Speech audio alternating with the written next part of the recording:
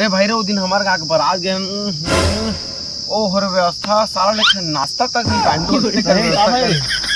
अबे तेरे बाबा फोन आए थे, उठाइए ना। हाँ बाबा। अरे बेटा तोर करा सांडा के तेल मंगा रहेगा। हाँ लेना लेके आता। हाँ आए तो बस देता हो देना जल्दी मंगा दे। हाँ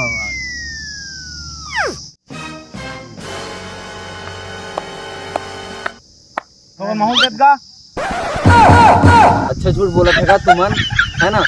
तुम्हारा पता भी है तुमन के एक झूठ के वजह से तुम्हारे बाबा ला कत्ता तकलीफ पहुंची।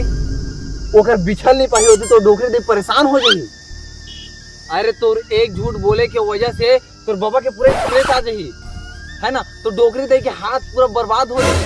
अरे वो टांग ला सोच गा तह बेचारे बिना सांडा के तेल के कैसे लगे रही तोर बाबा के गोड़ ला। शर्म आज तो ला।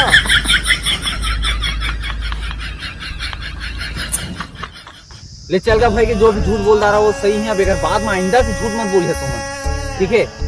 हमारा माफ कर देगा भैया, आज के बाद हम झूठ लगाई कुछ नहीं बोले। चुप भाई चुप चुप चुप चुप भाई चुप चुप। हाँ बाबा, अरे बस ऐसे सोसाइटी में खड़े हैं क्या? चावल देते थे मोला।